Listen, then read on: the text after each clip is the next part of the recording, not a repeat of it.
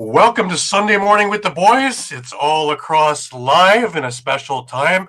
As you see, I am dressed up in non-lacrosse garb. I have got my Argos gear on. It is the Super Bowl for Canadian football today. It is the Grey Cup, and the Toronto Argonauts are playing the Winnipeg Blue Bombers. And, my team, but gotta hang out with them, Gotta hang out with them, my boys.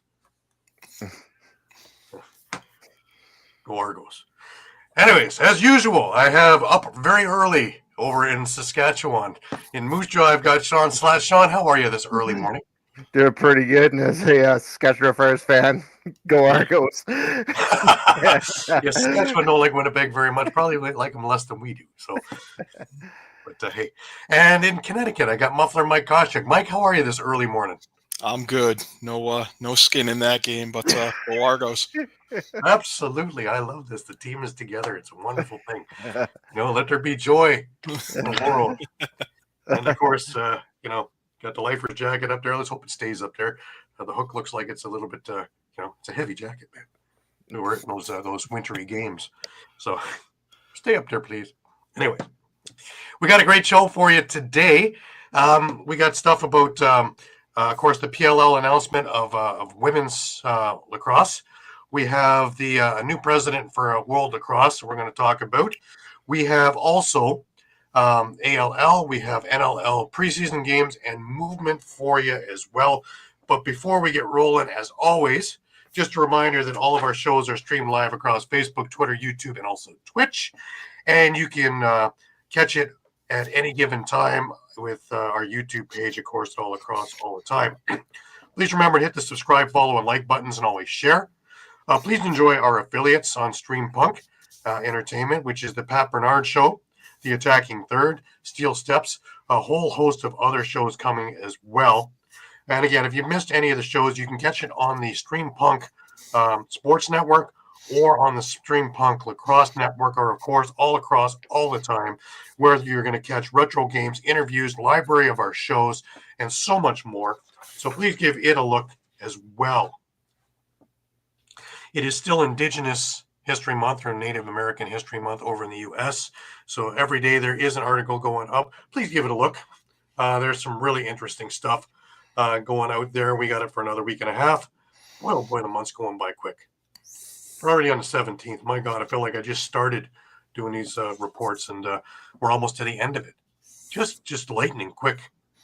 Now, also, the president-elect Trump. Didn't know he was a lacrosse fan, did you? Yes, sir. Yes, sir. So if that doesn't help bolster the game, nothing will. When you start seeing Trump start going out to, some of the Baltimore local games, that'll be interesting. Hey, there you go. You got your own fans there, Mike. Hey, thanks for tuning in, Seth. Uh-huh. Yeah, okay. Oh. Yeah, okay. Yeah. Winnipeg is favored by 8.5, by the way, because, Montreal tried to break our quarterback's leg and did. So we have our backup in. So, hey, David versus Goliath. I remember that story from the Bible. David won.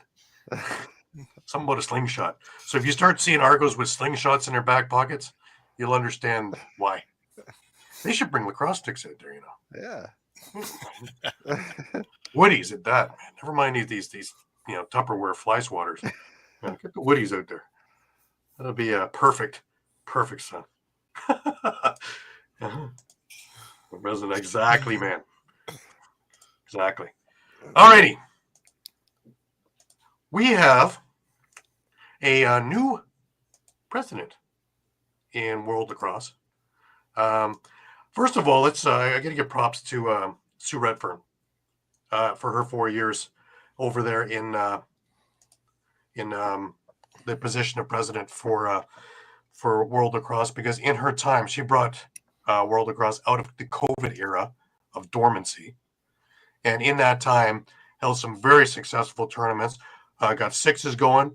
Got field, great tournament in San Diego in 2023.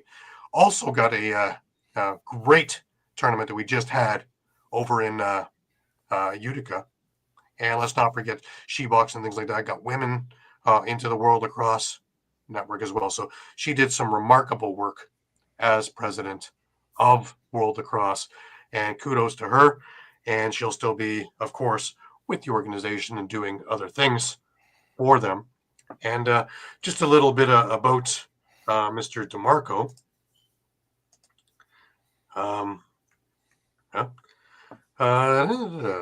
He will succeed Sue Redfern for an initial 4-year term through to 2028 and becomes the 4th World Lacrosse president following the 2008 merger of men's and women's international federations. General Assembly was held virtually with World Lacrosse Board of Directors and staff, along with delegates from the IF 92 national federations and 4 continental federations. Outgoing Sue Redfern said, "Our General Assembly are crucial to the health and governance of progress for our sport and World Lacrosse, and delighted with the engagement of our members.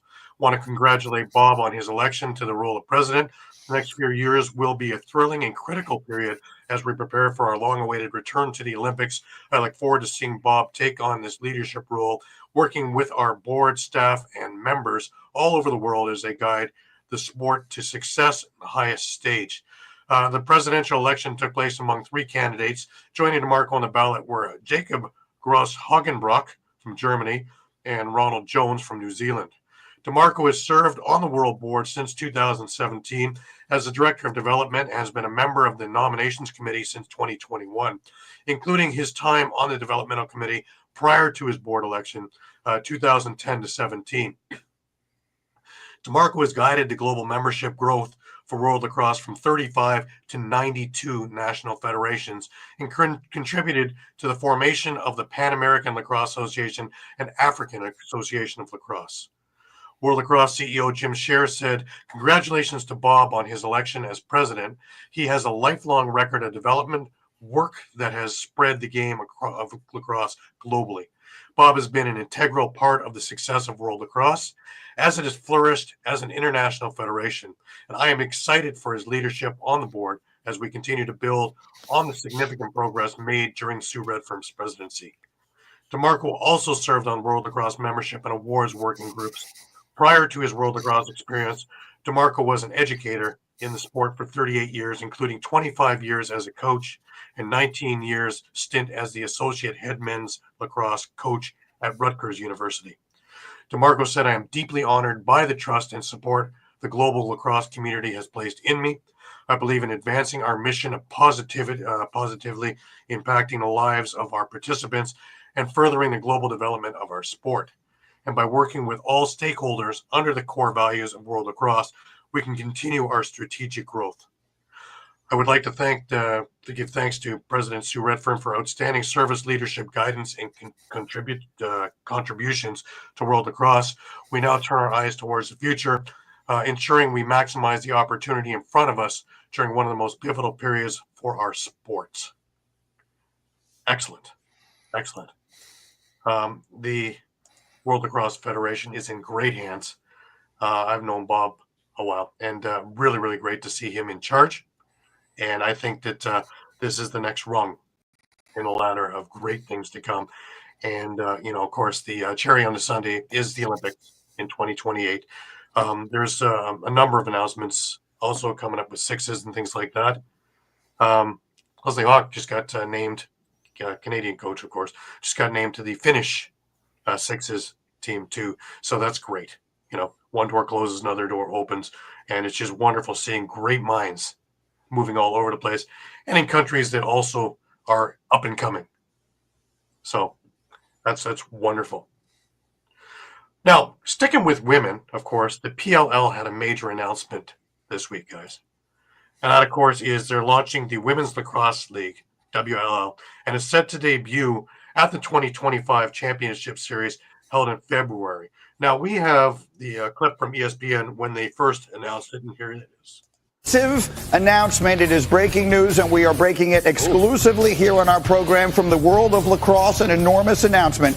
The Premier Lacrosse League is launching a new professional league for women. And here to talk about it is our friend Paul Rabel, who's the president of the PLL, and star players Charlotte North and Lizzie Colson. Guys, welcome and congratulations. It is wonderful to have you here. And thank you for making the announcement here live on our show. Paul, you've been here many times. Give us the details. Well, it's great to be back. Look, this is a historic day for the sport. We're announcing the WLL. So when I think about history in sports, 1996, the NBA announcing the WNBA. In 2013, the UFC launched its women's division with Ronda Rousey. This is a moment where we have an announcement with 4 teams, the best professional lacrosse players in the world, debuting at our championship series this coming February in 2025. Absolutely fantastic. You know, I allude to it. We have a number of clips. I was lucky enough, guys, and this again goes to how lucky I am in the position that I am now, is that I get to interview some of the greatest minds in lacrosse. And this past week, I had 5 of the most powerful women in box lacrosse on the other show, and it was just spectacular. And it wasn't so much an interview as it was a conversation.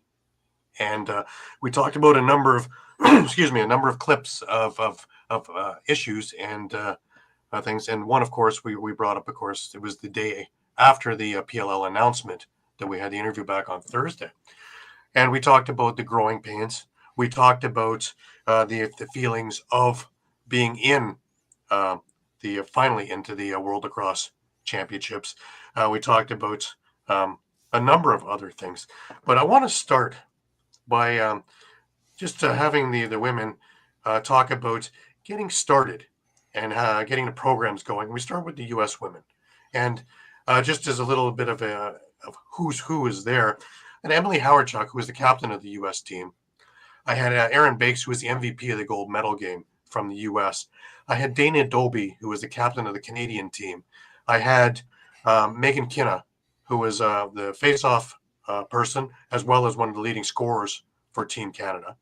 And I also had Michelle Boyer, who is the founder of Women's Box Lacrosse Global Network on the show. So just an absolute who's who on the show. And it was just so interesting to get all their takes. The first clip I have here for us is getting the programs going. And we start with the U.S. women.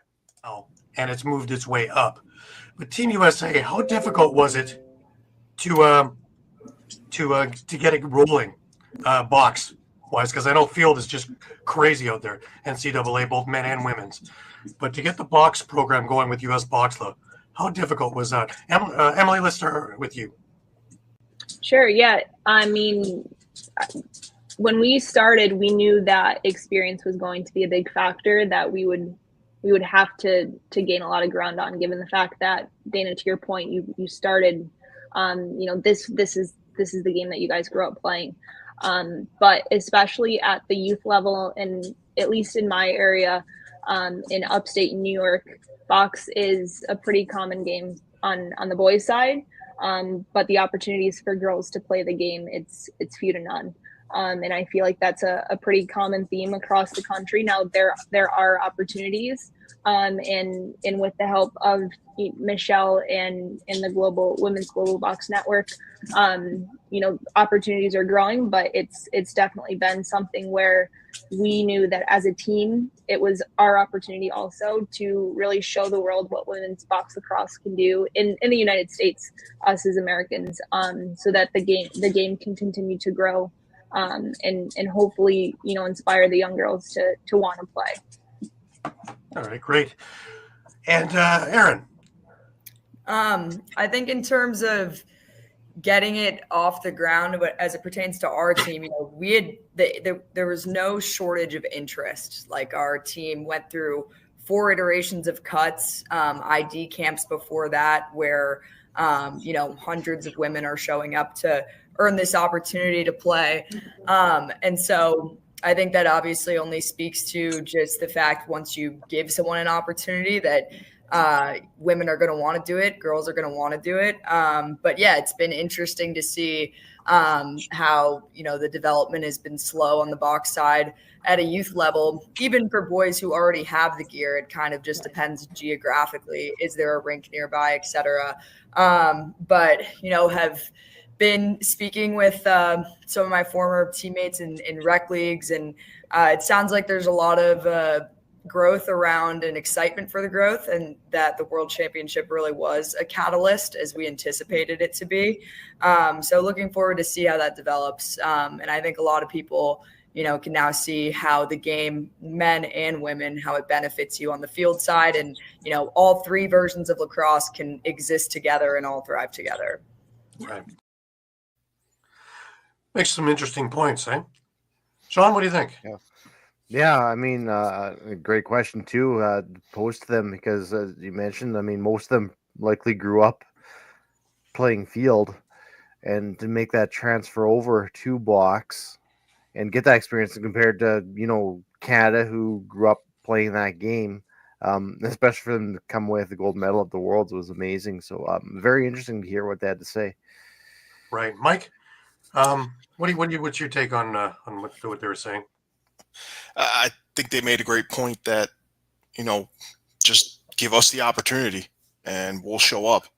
The numbers that they had for turnout just for tryouts, sounds amazing. Right. The interesting thing is when you ask what really draws you, what was the hook to get you when I asked at the beginning of the show, contact.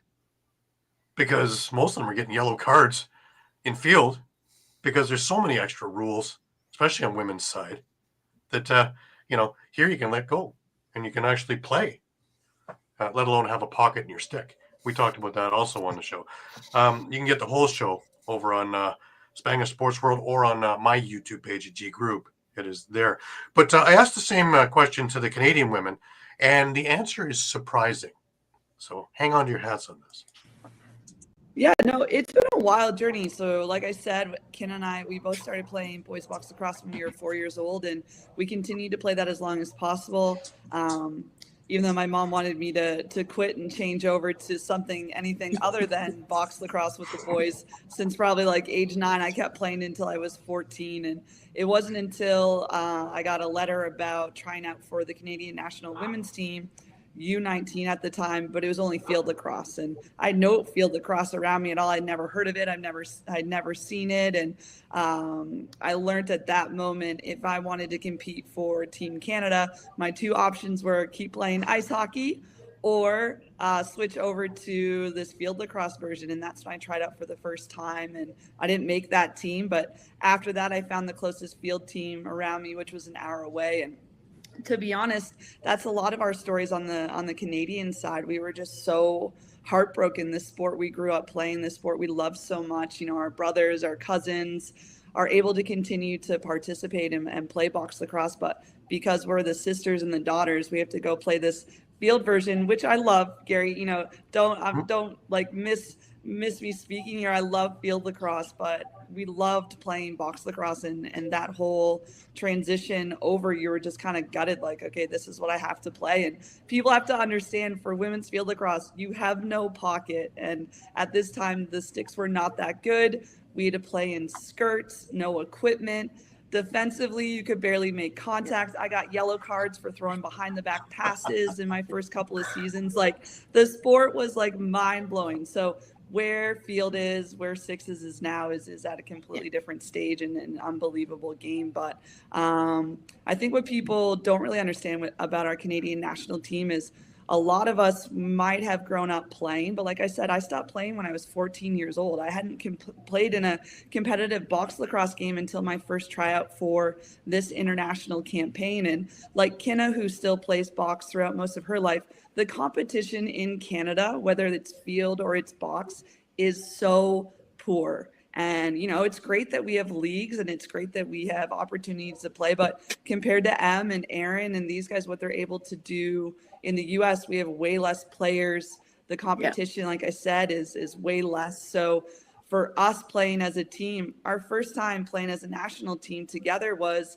the 2 days before the World Championship was our first practice. So we have experience in our history and our tradition of playing the sport, but it was so new to us as well, which is crazy. Absolutely. Megan, you want to take that idea and run with it? I would just say the funny difference between just viewing, the U.S. girls playing box. You can kind of see the field in their way that they play a little bit, but it just reminds me of like when we go down to the States and we play field lacrosse. I'm sure to them it's like, whoa, they're playing box lacrosse on the field right now, like it's just funny, the comparison with that. I would say, yeah, like certain people have a great ideas in BC to grow the game, and kudos to like people like Savannah Smith who have created a really great league called the ALL, and it's really taken off in the last couple of years. But goes to Dana's point where the level of competition isn't at the highest it could be. There's new players. I have a girl on my team who just picked up a stick for the first time this year, so it's not to the where it could be. I think, like going off of Dana's point as well. Yeah. Right. So yeah, so it's just shocking that it's poor in Canada for the pool. Yeah.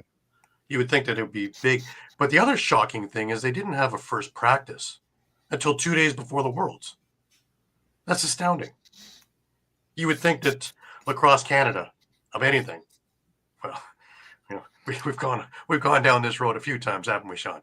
Yeah. That's the thing. Like, what really shocked me, what Dana says, like, after 14, there's nothing for her. Right. So it's just like, do I play hockey? What do I do? Well, luckily now we have some, but like Megan was saying, she's got people playing with her that just picked up a stick this year.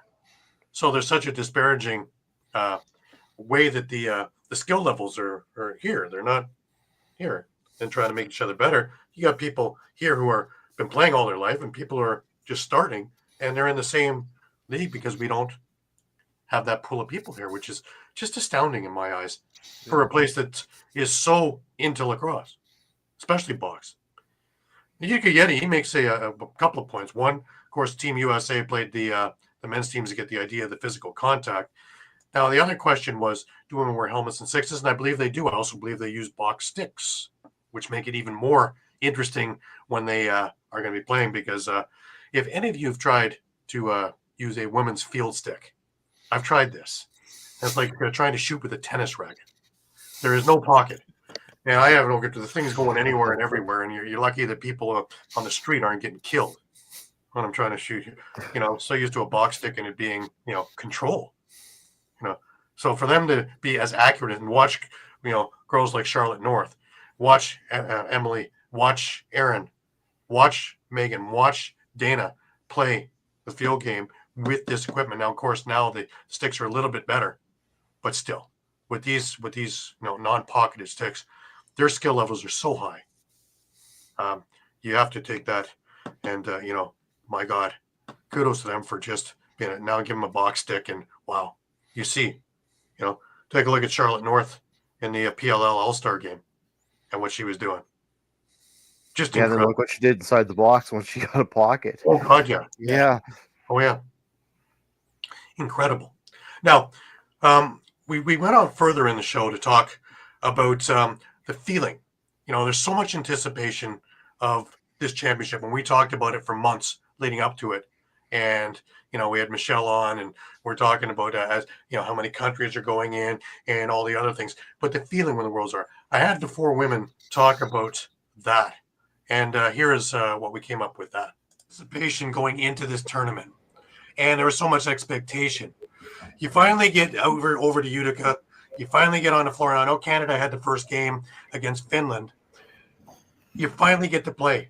What's the feeling? Is it euphoria? Is it relief? Is it intensity? What is it, Dana? Oh, it's just like this.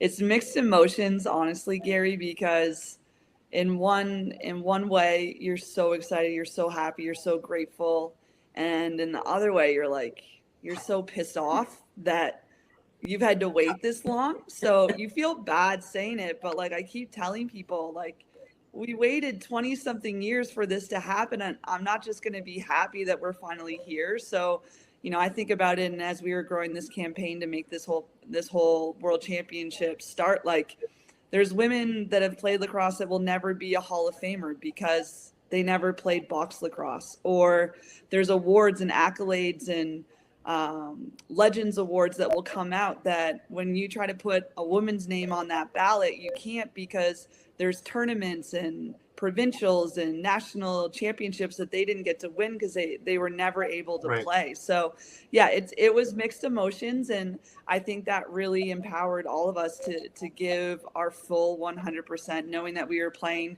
for the past who never got to play, and how important it was to inspire that next generation. Megan, what was your feeling? You finally get a chance, and finally the first whistle goes.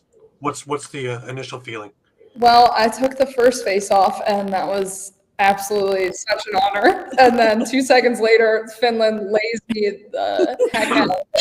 I was on the catwalk just above. It was honestly, like, I felt really grateful right before the whistle blew. I felt amazing when I got that ball on my stick, and then I felt humbled when I got laid out. You know, it was great. Oh, where did that? I don't know. It was honestly a sneak attack. You got smoked. Yeah, well, she came from a little bit off. And that was like the first video that came out about the World Lacrosse like women's championships. It was like Lacrosse Extras, who doesn't miss a beat. They're constantly like starting something, and they posted that right away. It was funny. Obviously, you have to. Yeah, so emotions, great emotions.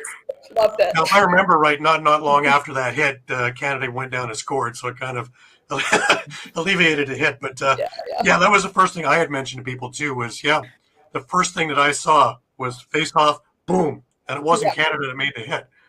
So, wow. I'll remember that for the rest of my life. I think it was good for the global growth, Megan. So it was. So thank you. One for the team. That's literally taking one for the team. Yes. Yeah. What was it? I was watching the Netherlands USA game as well, and your guys first came out. What was the feeling? It's finally happened. I think you used the word euphoria. I was going to use that too. There's something about playing in that stadium, playing indoors. It was the first time we had played against women as a team.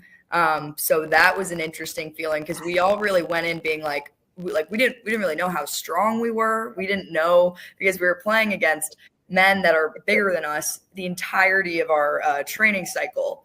So a lot of question marks going into it. Certainly euphoria fits the bill for an adjective there. And then I think also just something to prove, and that goes, it's a twofold meaning of what we're proving. One, USA box specifically, that's always historically been lagging behind Canada as the front runners. And then also women's box, where, Dana said it best, that so many women ahead of us who played a lot longer than I have didn't have the opportunity to do so. So kind of an unconscious feeling of something to prove for them as well. Right. Emily, your feelings. Finally get the whistle and away we go.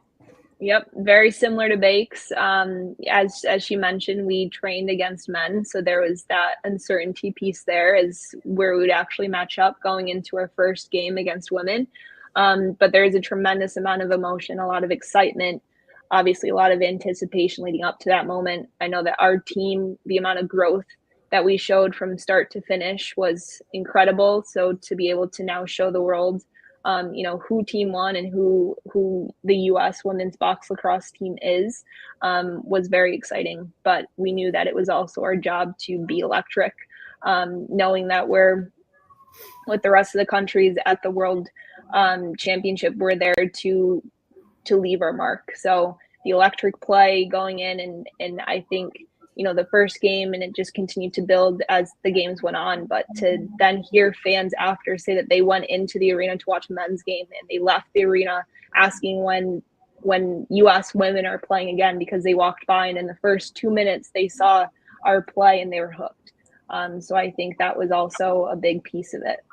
Yeah, that's a very good point, because I'm one of those people that I would be in to cover some of the men's games, and I found myself watching more women's games than I did of men's games. And that's the truth. I absolutely loved it. I thought that the energy level that they brought, the intensity level they brought, even when the scores were lopsided, you had the other teams, the teams like Finland, the teams like Hong Kong, that were so enthused and really trying to learn. And the other part of it was the mentorship. And the teams like Canada, US, Haudenosaunee, trying to help out, and not just conversations before and after the games, but showing things and doing things, and the camaraderie, and really the way the lacrosse community is. It was to the forefront, showing everybody how great this is. Because, you know, how do you get to the pinnacle? Is you push people up, right? It's not you just walk over and like, we're the best, because then you have no one left to play. So as these programs start advancing, everybody wins. Shawn, what do you think about what we just heard there? Yeah, I completely agree with you on that point, Gary, because I kind of look at like women's hockey where you see, you know, Canada, US, Canada, US, Canada, US, and after a while it just gets boring because no one's really growing other than Canada and the US. Right. And it just doesn't become a competition. But the other thing that kind of caught my eye was, you know, they talk about that hit that Emily took right off the face-off. Oh, Megan, yeah. When you go into women's lacrosse, your first instinct, well, probably not going to be as physical as the men. It was Hardly. more physical than the men. Yeah. Absolutely. And it's funny because Utica Yeti had a comment that said it's absolutely about that gold medal game was the ceiling was smashed. It's one of the greatest games I ever watched too. They stole the show. They absolutely stole the show with that gold medal game, Canada and the US. And there's been enough talk that they want to have these guys go again and do best of sevens and best of fives and things like that. Things that really will bolster and keep the sticks in their hands. Mike, what do you think? Yeah, I mean, I was just going to add that, you know, the comment about, you know, the ladies on the Canadian team, you know, kind of stopping playing at 14. Now we're seeing ALL, you know, women's, East and West. Could we see ALL junior women's in the near future, which will give the women that opportunity to keep playing, you know, through their teenage years? I think we are, because the ALL junior in its own right, I have a good relationship with Mike Hayner, who runs it. They're expanding, and they're expanding this year as well. So very, very enthused about that. So yeah, you know, the women's ALL and the women's junior ALLs will be on the horizon of doing the same thing, because there is so much interest. And this was a huge thing in getting that interest, and it's possible.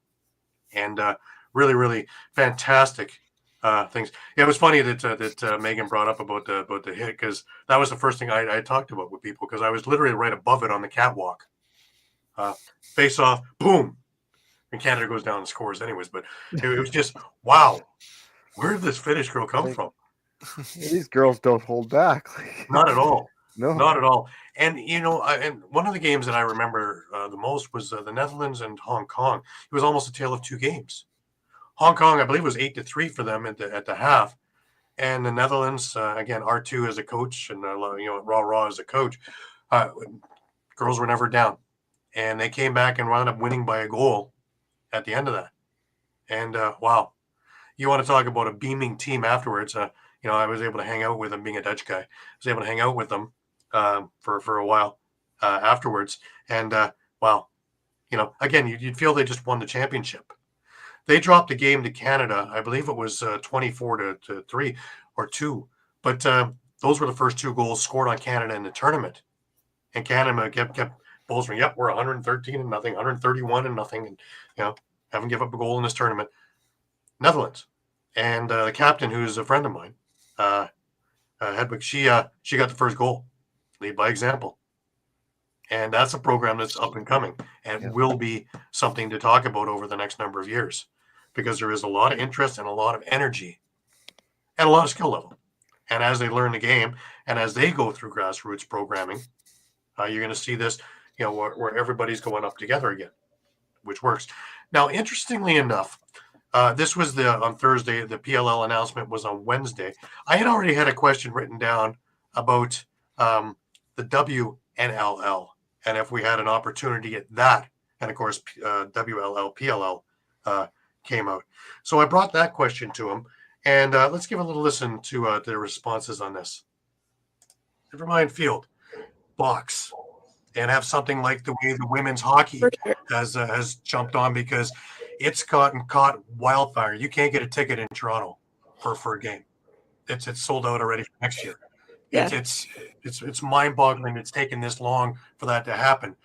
But with the iron hot as it is, I really do think it's time that we push it forward. Do you think that this is something that we can pursue? I'm going to start with you, Emily. Yeah, absolutely. Big announcement yesterday, but I think that announcement just goes to women's sports as a whole and the opportunity that's there. And, with the resources that are out there and just the investment, you look at what happened yesterday, the investment of the PLL, investing in the women's game and launching WLL. And I promise you the product that you will see in February is going to be incredible. So yes, I think there's absolutely an opportunity. And I think, like you said, it's hot now. And we're ready and we're here and it's time to do it. But to hear even yesterday the excitement still towards the box game and have that be brought up at NASDAQ about the box lacrosse world championship, people are talking about it and the time is now. Well, let's not fool ourselves. Rabel's no dummy. He waited to see how the world championships went and how it would be, the response was, and seeing how good it was. Then he went with this one because he could have announced this 2 months ago. So you guys are pioneers in not just box, but I think in all lacrosse aspects. And I think that should be a feather in your caps, all of you. Aaron, the same question as to you. Yeah, certainly I think something we can pursue with, the caveat that kind of fast following the model of like PLL and NLL now, where you have guys that are able to do both. I think we don't need to pigeonhole any lacrosse player into a specific discipline.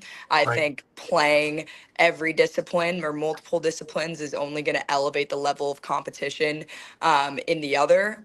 So as long as, it can be conducive to still having a career as a pro field player, I think it's certainly something we could pursue. I also think that it would allow for more women to be full-time lacrosse players, as opposed to choosing between a career in the corporate life, where there's simply not enough out there right now where you can make a living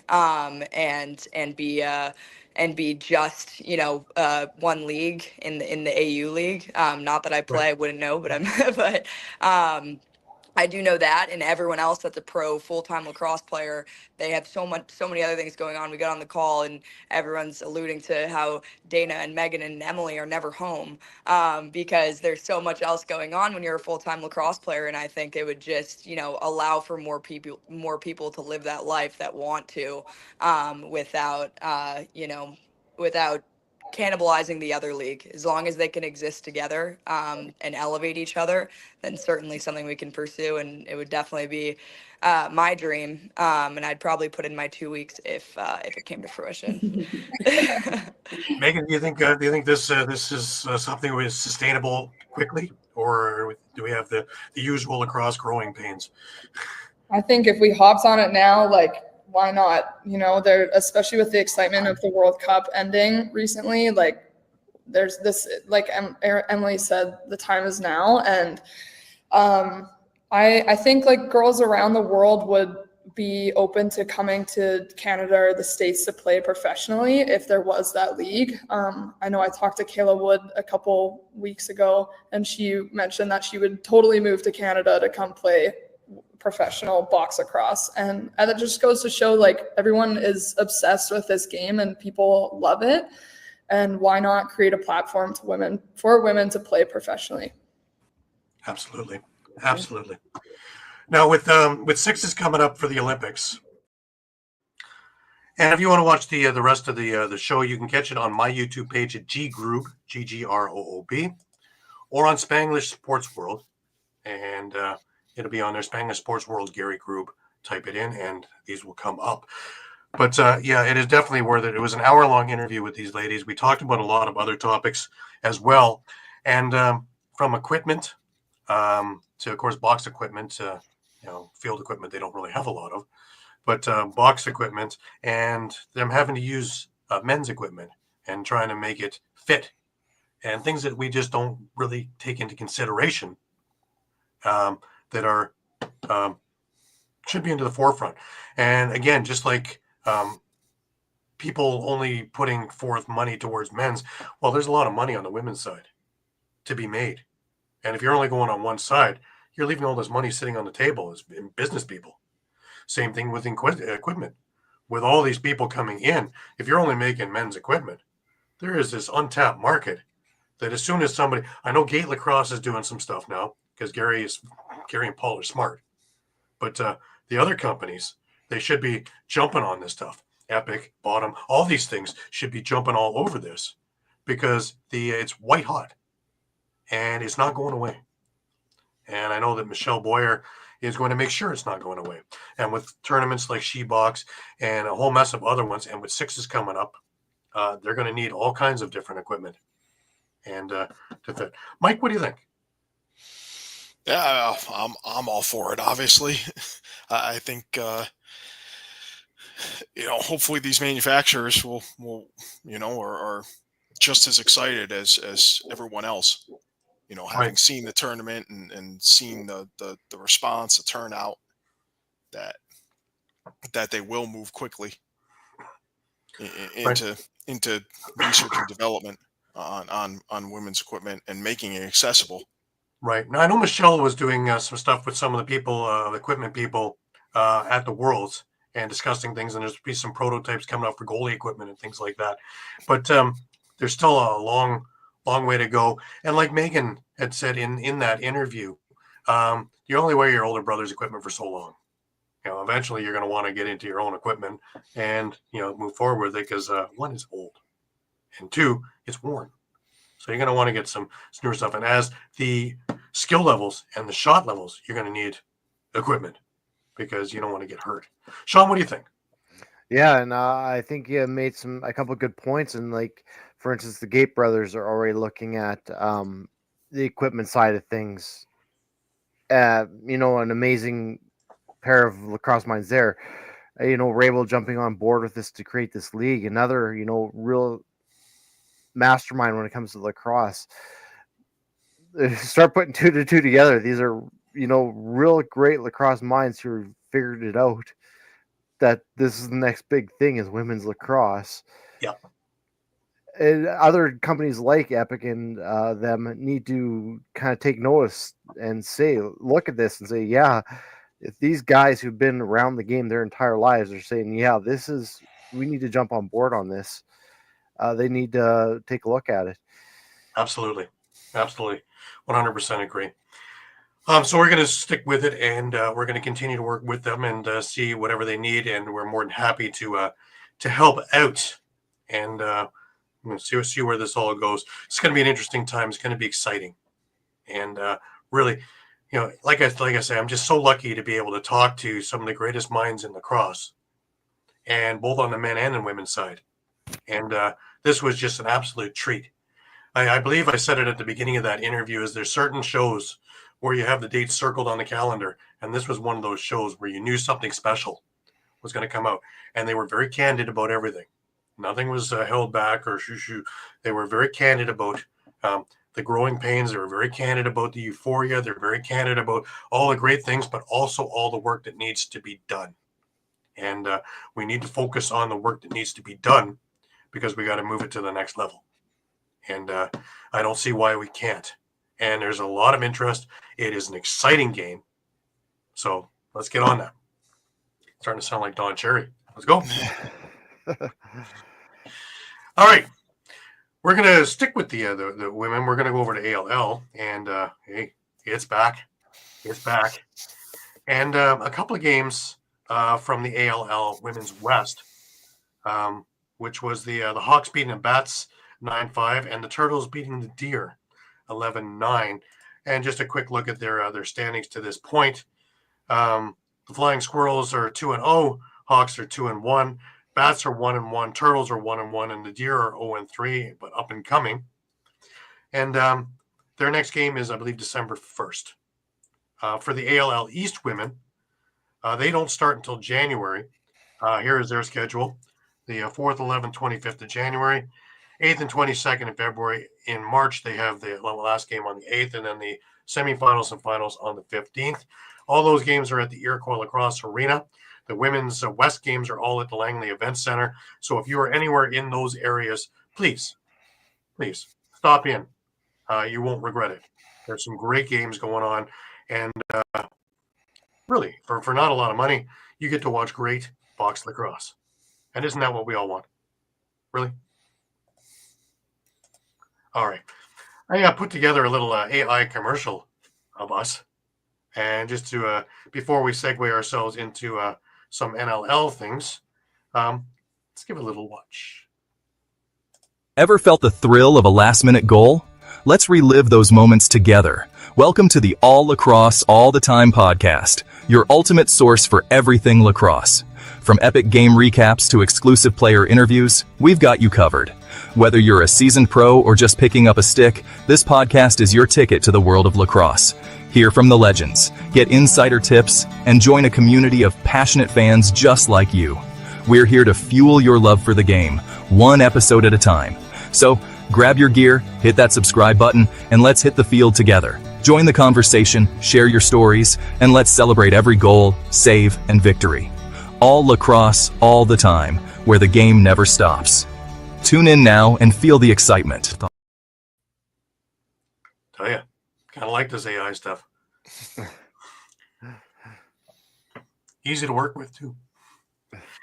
Just before we get off the ALL topic, I'm sorry, we have a couple of games today for the men in the West. The Eagles versus the Grizzlies are at 1 o'clock Pacific over at Langley Event, and the Blackfish versus the Sea Spray at 4 p.m. Pacific, again at Langley Event Center.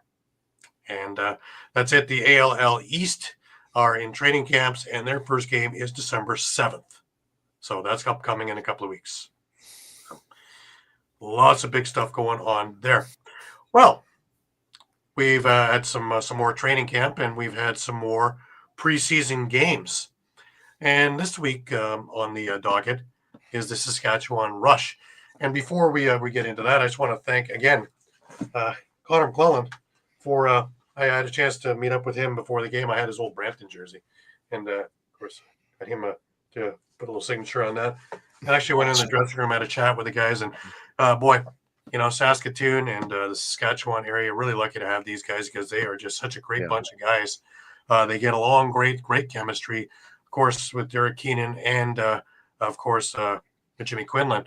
Great coaching, and they just look great this weekend. Shawn, Friday night they played at the track, and they beat Las Vegas 13-8.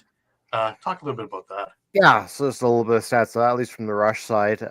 Brock Haley and Robert Church each had hat trick for Saskatchewan. So, man, that Brock Haley trade's looking pretty good. And even we'll get to the game against Toronto. I thought he even looked good in that game, too. So, that's looking really, really good. The interesting one was Jake Nasso at faceoffs. He was 21 for 25. So, this newcomer to the Rush has been really kind of boosted their face-off game. It'll be interesting to see what Derek Keenan does with that, because I know he's not necessarily a guy who likes to have a fogo, a guy who just strictly takes face-offs. Usually likes that kind of multi-tool of a player who can also play on the floor as well as take face-offs. So granted, we're seeing more, the Baptistes and the Withers of the league who are to be fair, I mean, like guys like Withers are starting to kind of come along in their defensive game, but it's becoming more that you need a face-off guy. So it'll be interesting to see what he does with that. And Thomas Kaisick got the start over Chiliano. And only allowing 8 goals, I guess you kind of see why they kind of moved on from Lane Reshka, 37 saves, and when he picked up the win. Excellent. Now, the Rush again played the next night, and I was last night over in the track, and they played the Toronto Rock. It was a tale of 2 games, really. The Rock looked great in the first half, and then went with more of the guys they're trying to take a look at in the second half and didn't do as well. But Saskatchewan, again, 11-9. What really stood out was some of the Saskatchewan play. The offensive juggernaut, shall we put it, of having Ryan Keenan, Austin Shanks on the other side, Robert Church, Zach Mans, Levi Anderson, Mike Triolo. Wow. and they ran around at will. Keenan, I thought it was mid-season with his diving goal in front of me. Let alone Austin Shanks with quick sticks from beside the net. And this isn't even to talk about Brock Haley and all the digging that he does and all the other things that happen off ball that we really don't watch a whole lot of. And everybody was in to do their part. The defense in front of Skigliano was great, and Skiggs played a great game. He was solid. He looked a little bit shaky at the start, but boy, did he get his feet underneath him right quick. And the rest of the game, he was lights out, and he made some absolutely phenomenal saves. And where I was sitting was almost directly behind the net. As if you go onto our page and see the pictures that I put up, you can see exactly where I was. So I was able to watch all three goalies that played last night. And boy, oh boy, Rose looked good. And Skigliano, he just looked really comfortable in what he was doing last night. Shawn, what'd you take? Yeah, it took Skigliano some time to settle down. Definitely there were some goals I think he would have wanted back. But, yeah, I agree. And Clark Walter had a couple beautiful goals, too. So you can't discount him. I thought Zawada looked good on that offense. Even, Shanks was doing stuff off balls. I know there was one goal where he basically picked two defenders off to open up the floor for, I think it was Church to score. So everyone's buying in. It's starting to look like that old offense of old for the Rush where everyone's touching the ball. Everyone's playing their part. And I mean, we saw what happened. Championship after championship after championship. Yeah, I think like we talked, maybe goaltending's a little bit of a question mark there. Skigliano did settle down. And it really was, like you said, a tale of two halves. Like I thought the offense still looked great in that first half. It was just Rose shut the door. Right. Simple. Right. It's interesting you bring up Zawada. I watched him at halftime. He stayed on the floor and was practicing before playing the second half, and boy, oh boy, does he have an accurate shot. Picking corners, it's almost like watching Jeff Teague. And he picked corner after corner after corner after corner. And it was just amazing to watch him. Yeah. And like you said, too, those big bodies with Anderson, I think he actually bulldozed Latrell Harris on one play where he just had the ball and he ran through him. He didn't even go around him or anything. He just ran through him. And so when you get that in Triolo, and especially those big bodies and their release points are so much different than some of the smaller guys, it can really fool a goaltender. So that'll be interesting. And again, I know TD Erlin went down with an injury, but again, like Nassau was 14 for 23 on the faceoffs. I mean, that's going to be a little skewed because the Toronto really didn't have anyone behind Erlin at that point. But still, I think he's a guy they're going to have to look at seriously as a faceoff. Because even when he was up against Erlin, even those faceoffs he lost, I mean, he was competitive. And they were a contested faceoff. Sure. TD Erlin, to that note, he rolled his ankle and was putting weight on it before he even got off the floor. He was fine. Being a preseason game, there was no need to put him back out on the floor just in case he gets further hurt. So he took the rest of the night off, but he is okay, Toronto fans. You do not have to worry. You only have Schreiber that we need to get back into this lineup. Now, other notes on this one was Chris Bushy. We talked about him last week. He dropped a bunch of weight and really, really looks good. He's aggressive, great shot, and he's the Chris Bushy of old, only he's a little more athletic right now. So, and a couple of the Cameron comes to mind with it. What a shot. Holy, what a shot. So, really, really looking good. Latrell Harris, he had the first goal, and he laid out a number of guys. It was just looking good. The knee looks good. Shoulder looks good. He looks good. So that's enthusiastic. I'm watching Phil Mazuka take more of a leadership role now.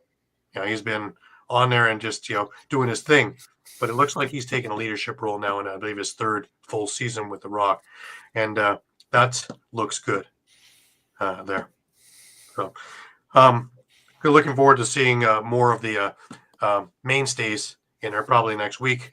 Mark Matthews got to get some reps and a few other things because a lot of the top guys aren't in the lineup for the Rock, and they played hardly anybody last week. So we're starting to see more and more of them make it in there. So, because opening game is just 2 weeks away. That's right. NLL Fever, guys. NLL Fever. Yep. But we had other games going on. We had San Diego playing host to Colorado out in their practice field outdoors. Beautiful sunshine. Oh my! I get home here and it's cool and it's gray and it's November in Toronto. And San Diego came away with an 11-6 victory in that game. At the ILA, Georgia and Halifax met up. Now these are teams that are. One is primed to really make an input, and that's Georgia.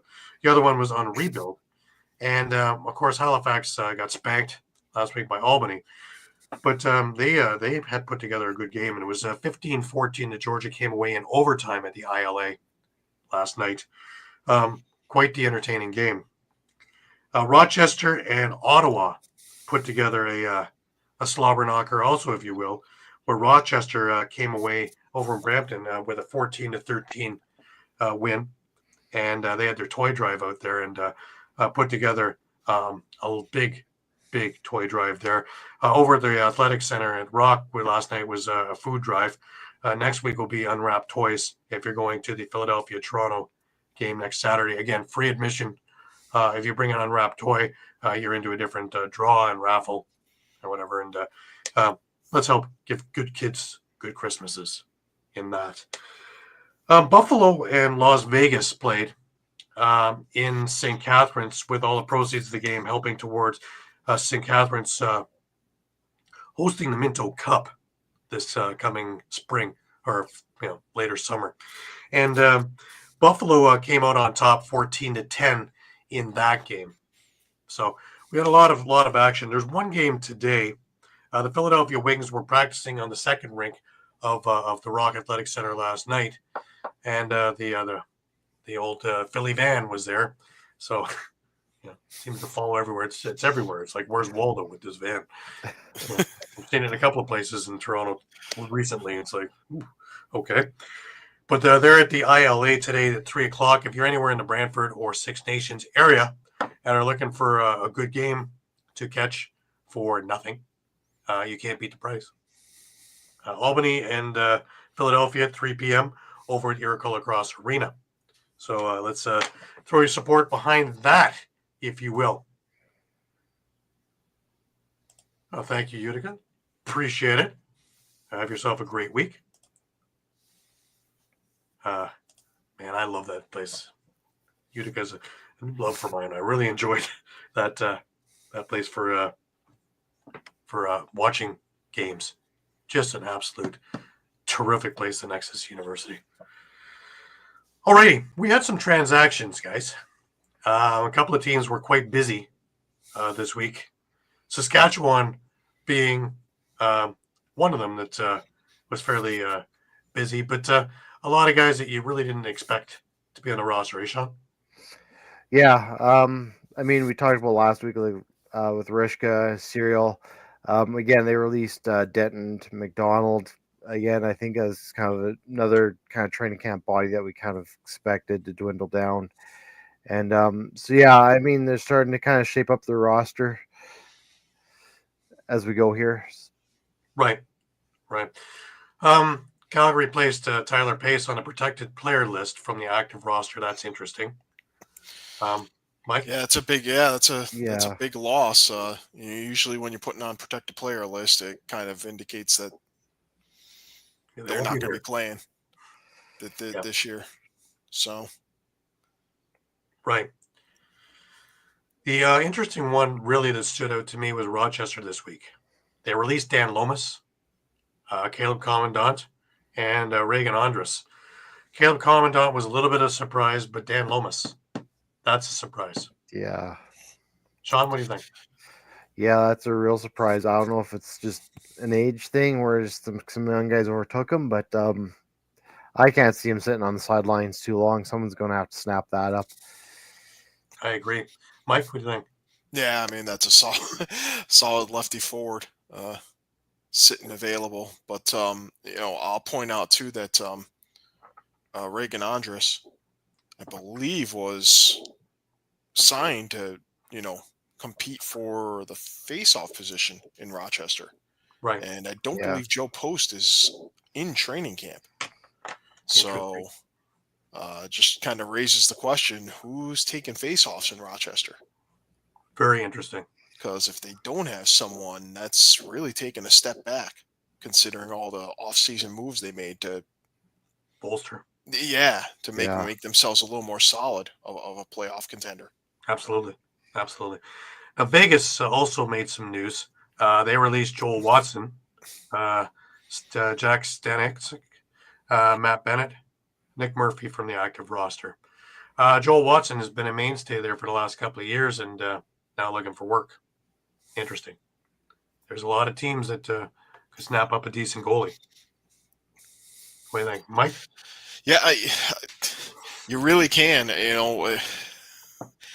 We looked at obviously we have the rosters that we're working with for all the teams, and when you look at the goalie position, as much as we've talked about how some of these guys have had great summers, whether in junior, whether in WLA, major series, you kind of look at the depth charts and they don't seem very deep beyond your starter, Right?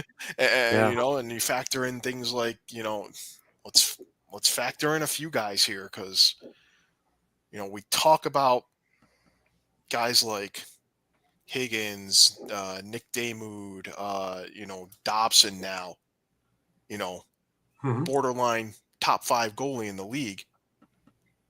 These guys are going to become top 5 goalies in the league very soon because we may see absolutely Matt Vince retires. Maybe we see Nick Rose retire. We see Aaron Bold retire. They're getting up there in age, and that we already talked last week about how Buffalo their chance for a three-peat more than anything really rests on the health of Matt Vince. Right. I don't care how good that defense is. I don't care how good that offense is. You're going to be in trouble if Matt Vince is not in that net. Mm-hmm. Agreed. Yeah, and I mean this, and let me not sound like I'm just biased against Buffalo because you can apply the same argument to Colorado, to Toronto, to Albany, Philadelphia, to Ottawa, to Halifax, even Calgary, Saskatchewan. It just the more I see these lists of goalies, you kind of look and you go, if the starter goes down, this team's in trouble, and you can say that for most. It's interesting you bring this up because I was messaging back and forth with Guido Gattoni last night, of course, Holden and Tate's dad, and that came up in our conversation. Was that most of these teams are in real trouble after their starting goaltender, and that's not a secret league wide. We have this bolstering of players all over the place, just goaltending that seems to be down, which is strange because we have some really good up and coming goalies, and it takes longer to develop a goalie, obviously, as we've seen. But do we see Aaron Bold? I mentioned it in my outlook for Calgary. Do we see Aaron Bold joining the Roughnecks, who have after Cam McLeod, they have a rookie in Bowman, but now you have a Joel Watson available too, who's a younger, so they may go after Watson over Bold just because he's a younger guy. Right. Interesting. Now shifting over to Halifax, who of course were very busy this week, and some really interesting releases. Cam Milligan, Keelan Pilon, Tanner Buck, Noah Millsop, all who I thought could make and crack an NLL lineup. Also, Cam Smith, William Cabrera, and Tyler Davis, who was on the cusp on that. But Cam Milligan, he's an NLL player. He's proved it with Panther City. He couldn't get a sniff in Toronto because of that lineup. But really, what a great shot, great passer, Great athlete, and played great this summer for Peterborough. Just if you can't crack a lineup that's up and coming, that's puzzling in my eyes. Yeah. I really thought that he was on that lineup. Yeah. I mean, of course, this is also the effect of losing a team. Right. Period. Just with Panther City dissolving, it's we know that it's making training camp that much tougher for most teams this year. Right. Now, San Diego made some news also. They placed Kyle Jackson and Matt Sykes on the holdout lists from the active roster. And again, Shawn, you brought this up a couple of weeks ago, is at this point of training camp, we start to see some of the shifting and shuffling and some of the strange math to keep guys in your control, though you're not going to have them in your starting lineup, but you don't want to cut them outright.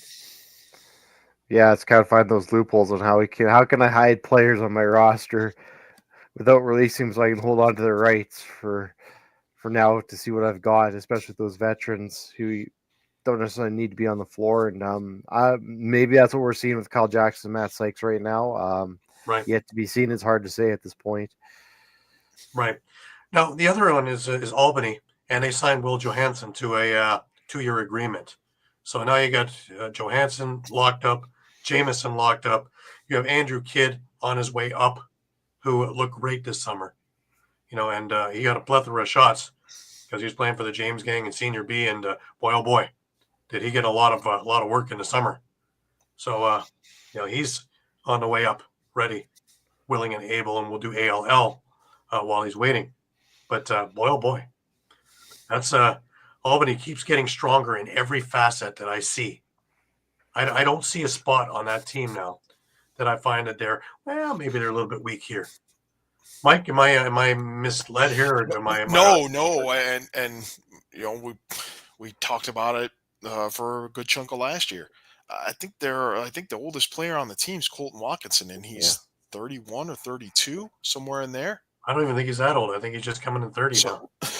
So, and sorry, apologies to Colton, buddy of mine. My age him a bit, but the overarching point is, this team, when you look at that, they've got, you can't say they don't have a window of 6 to 7 years now where they can really be one of the premier teams in the league and maybe have their own dynasty of cup championships. I was going to say 100%. I was going to say 100%. Yeah. If they can keep it, it's really similar to what we saw with Saskatchewan's dynasty, and they're on the cusp of pretty much building it again, especially on the defensive side. Yeah. Now, we had a couple of other releases that were not really surprises, but in still, Steve Fryer, Calgary released him, hence it being only Cam McLeod now and Bowman as their goalies. I thought he had a chance to be the backup there, and over a rookie, I thought he had a serious chance of being it, and just wasn't meant to be by the looks of it. I don't know if he's going to continue to look for work there, or he's just going to say, okay, on to coaching. The Rock released Jordan McKenna from the active roster, and he's had a couple of stints around, and this is too, I think, in Toronto, just too potent a lineup. There's too many names, and again, like you said, Mike, one of the results of having a team fold that was a perennial playoff team. So you had a lot of really good talent going all over the place. Watching Elijah Gash last night, boy, oh boy, I'd seen him play before, but boy, is this ever a big, strong guy? He's just a piece of iron running around the floor. Yeah, and you have to, not to slag on Panther City again, but boy, would either of you have not had Panther City on your short list of cup contenders had they stayed together? Yeah. Especially with that front office. Definitely. Yeah, but definitely Hamilton- playoff contenders. Like, yeah, definitely playoffs for sure. Right. And you know, and then you look at a guy like Elijah Gash, who, you know, would have had the mentorship, you know, with Matt Hosick, Evan Messenger, John Lintz, Connor Sellers. You know, Right. When you take a look at that team, yeah, you know, I mean, like there's I'm teams thriving that I'm can't sure he get would have near been it. projected to be, you know, part of the core in Panther City. Because easily with that team, you could put him, slot him 3 or 4 behind. Yeah. I don't know, Vancouver, Albany. I don't know what else. It's awesome because I was talking to somebody last night, and as easily as I can say someone's going to finish third, they can finish 14th. There's that much parity right now in this league, and it's just interesting to see how the mad scientists, the GMs, and coaches will put together their squads, and who's going on the practice rosters. Because for the first time in history, I think your practice squad can be as strong as your starting squad. Yeah. And that's why that dispersal draft just shook everything to the core, right? Because all of a sudden you thought you had your lineup set. Now you're probably picking up a guy or two off that dispersal draft who's a 1 or 2 guy that's going to crack your lineup. Right. Now that Which throws again brings everything us out to the the point window. of if you're near an ALL arena, you're going to want to spend your $10 and watch the NLL game that you're about to see, because there's a lot of guys that are supposed to be in the NLL right now. Yeah. They're going to be playing ALL, and you're going to see some wild competition and wild games. Then you're going to see a lot of skill, and with that kind of area, you're going to be able to see what these guys can really do dipsy doodling. So this could actually be even more entertaining as a fan's perspective than some of the NLL games you're about to watch, because these are going to be defensive struggles. Because you got, you know, this is one of the few things where you can say you're watching the best of the best in the world. Each and every game, play one another. You already have one of the best playing in ALL West right now with Christian Del Bianco. Del Bianco. Like, if you have a chance to go to Langley Event Center and watch him play, why wouldn't you? Why wouldn't you? You know, for $10 or whatever it cost you. Why wouldn't you? To me, that's a no-brainer. You know, what a great way to spend an afternoon on a Sunday. Yeah. And which ALL West team? Do we know? Which ALL West team he's did playing have for? it. I'd have to look it up again, but sorry, it might take me a minute here to look it up. Oh, no worries. I mean, yeah. You know, I had given some more thought to the little experiment we did where, you know, we talked on Messenger and just, hey, pick your 8 playoff teams right now. And you know, the 3 of us and Pat Bernard all picked, you know, 5 of the teams that were picked were all picked by all 4 of us. But when you look at those lists again, you kind of can look at those 5 teams and go, 2 or 3 of these teams could end up not in the playoffs at all, potentially, if things go sideways. Yep. No, that's 100% true.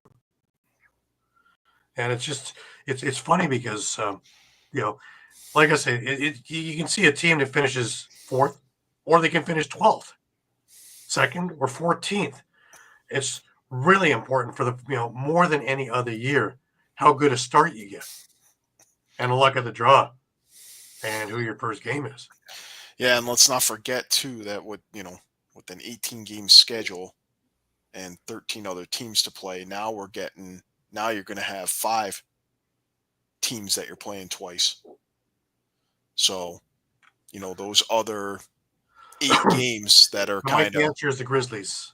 The Grizzlies. Yeah, I was just about to say, I just found he's the Grizzlies. Yeah.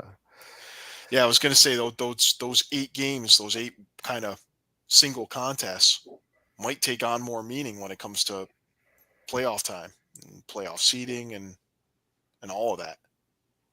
Right. Yeah, no, I see that.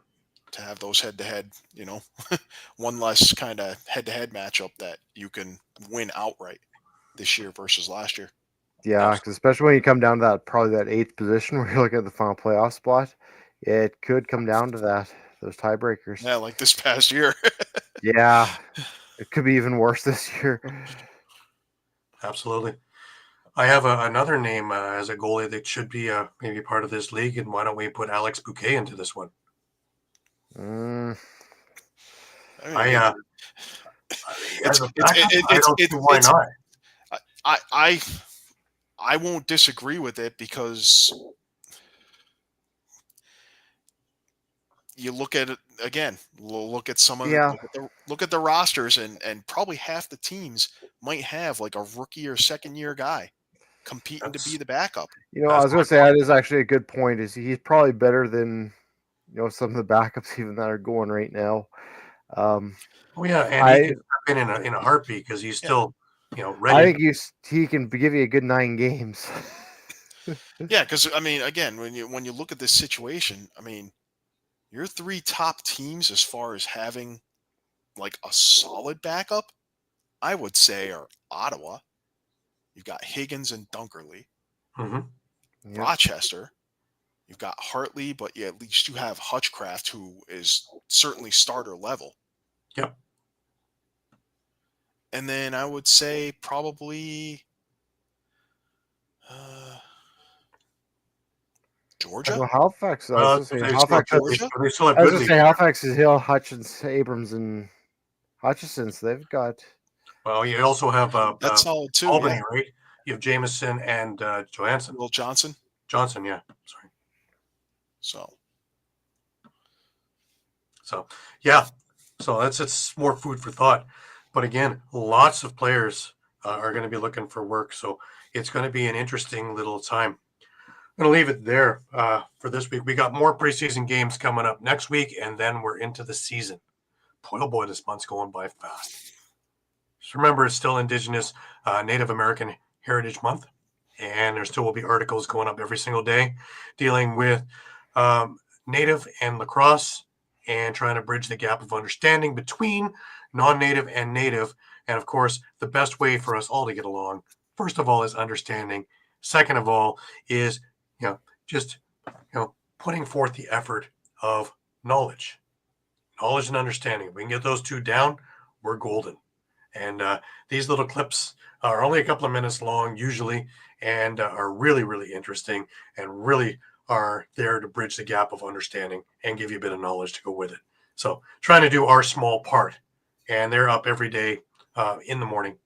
So for your enjoyment, and everything is on our site. So you can check it out anytime on Streampunk Entertainment, Streampunk Ent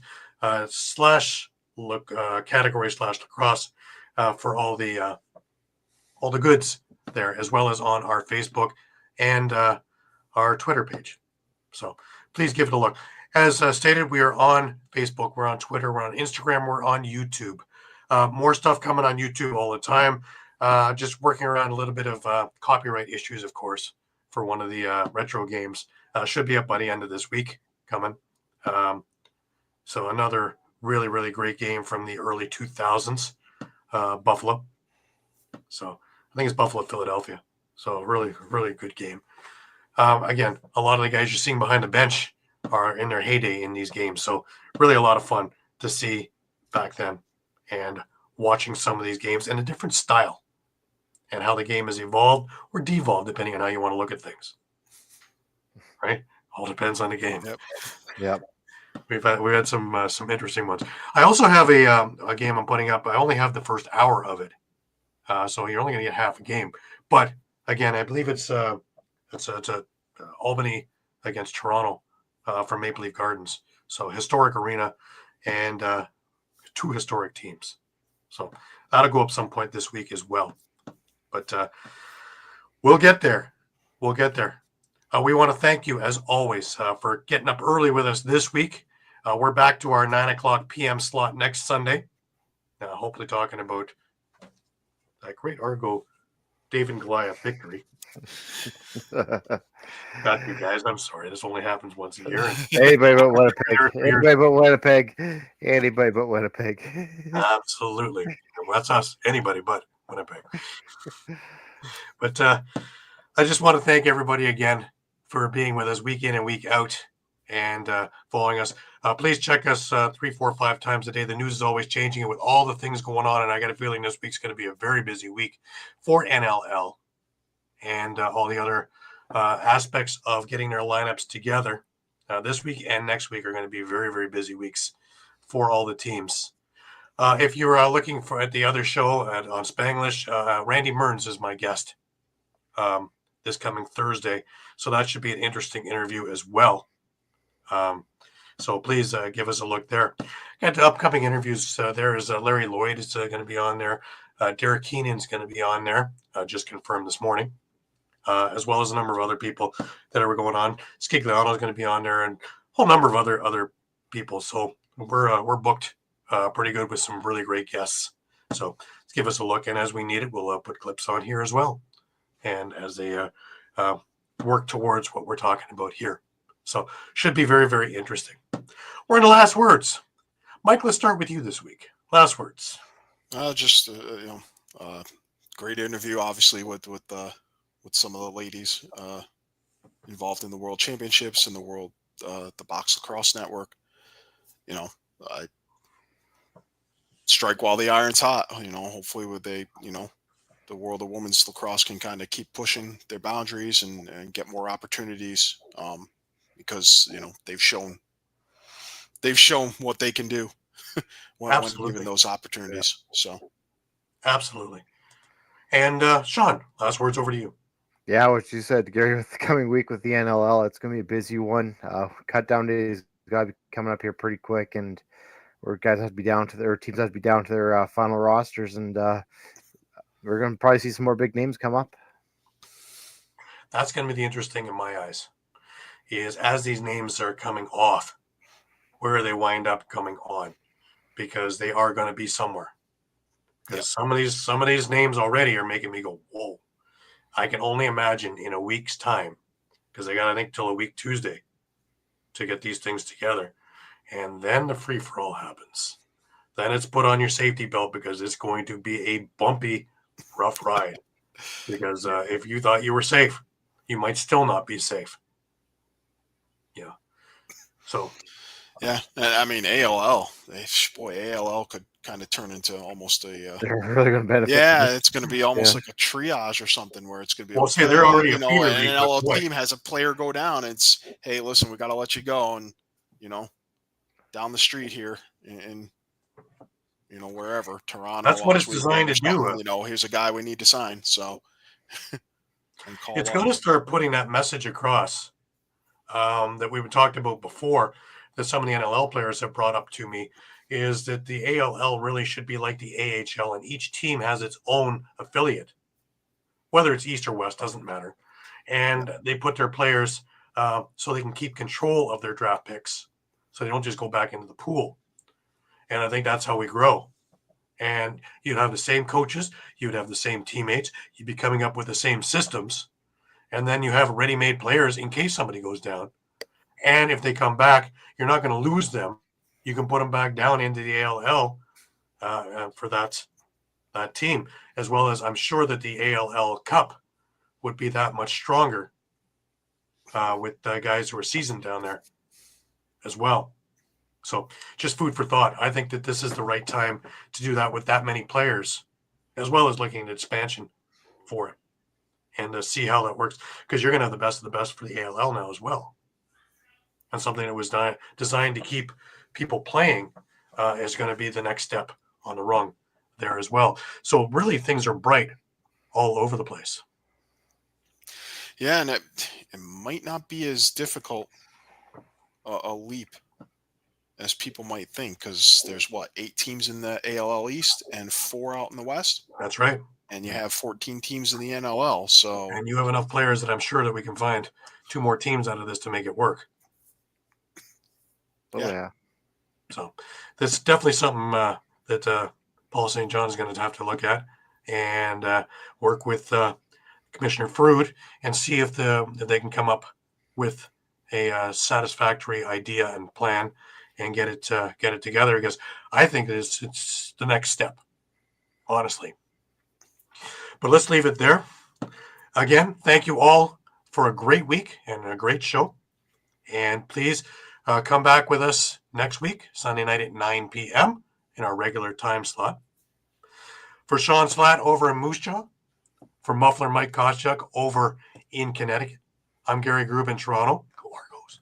And until next week, keep your stick in your hands and have yourself an absolutely fantastic week. Until then.